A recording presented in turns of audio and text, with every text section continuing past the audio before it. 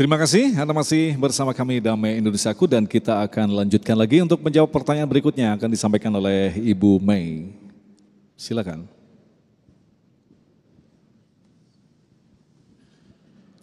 Assalamualaikum warahmatullahi wabarakatuh. Pak Ustadz, Pak Kiai, saya izin bertanya, bagaimana cara kita sebagai orang tua memberikan pengertian kepada anak remaja kita saat ini yang dalam berkasih sayang itu ada momen-momen tertentu. Sedangkan di dalam Islam itu berkasih sayang kita dapat melakukannya kapan saja dan waktunya bebas sepanjang masa. Mohon diberikan tips-tipsnya. Terima kasih. Wassalamualaikum warahmatullahi wabarakatuh. Silakan Ustadz Dasar Latif. Ya, terima kasih Bu. Ibu lah sebagai guru yang utama dan pertama buat anak. Maka berkaitan dengan budaya asing, tentu ibu harus lebih telaten, lebih waspada terhadap pertumbuhan anak. Zaman saya kecil belum ada medsos, tapi bagaimana itu ibu-ibu zaman dulu, maghrib sudah harus ada anaknya di rumah. Kalau pergi belajar kelompok, ibunya ikut. Kalau pergi sekolah anaknya ditunggui dulu. Sekarang pengaruh medsos luar biasa. Anehnya ibu-ibu makin longgar mengajarkan anaknya, makin longgar mengajarkan akhlak kepada anaknya. Maka ibu jadikan anak sebagai ladang amal dalam mendidik. Kalau ibu menjadikan mendidik anak ladang amal, maka tidak ada kata capek. Maka dia akan berkata, biarlah saya tidak cari nafkah, biar saja suami saya kerja, saya didik anak saya.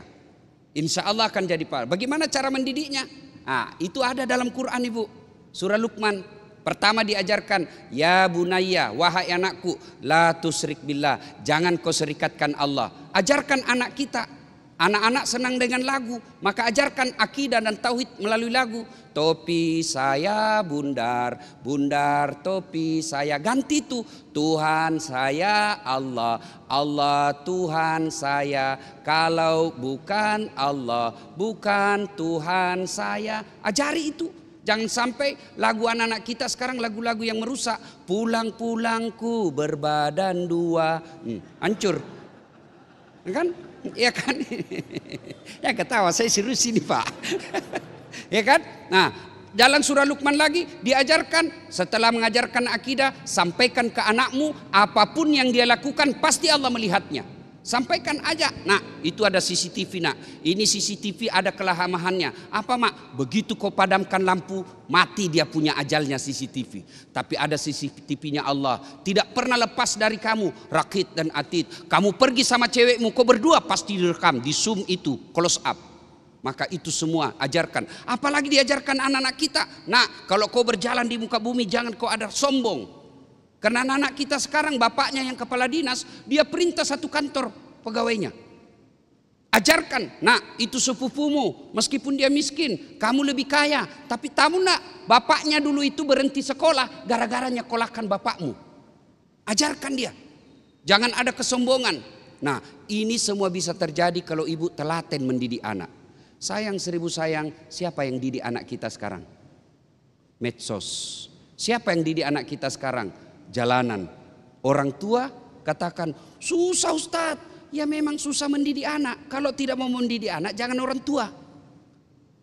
Mendidik anak jadi amal kalau kita ikhlas mendidiknya. Ajarkan kasih sayang. Saya ingat sekali dulu bagaimana orang tua mengajarkan kasih sayang ke anak. Satu tempat tidur, 3 orang dia di situ tidur. Tujuannya apa? Terjadi kekerabatan. Tujuannya apa? Ada pengawasan. Mak, pacaran kakakku. Kenapa kau tahu nak? Ku dapat surat cintanya di buku. Nah, sekarang karena kita anggap modern, 1 anak 1 kamar. 1 anak 1 tempat tidur. Tidak pernah ketemu. Akhirnya jangan heran, hanya gara-gara handphone anak kita bertengkar bisa sampai saling memukul. Kenapa? Sudah tidak ada kasih sayang di antara mereka. Nah, inilah fungsinya ibu. Jangan sampai, dan rumus utamanya ilmu. Tidak mungkin kita bisa mendidik anak tanpa ilmu. Inilah gunanya majelis. Bersyukur kita selalu ada Damai Indonesia. Masya Allah.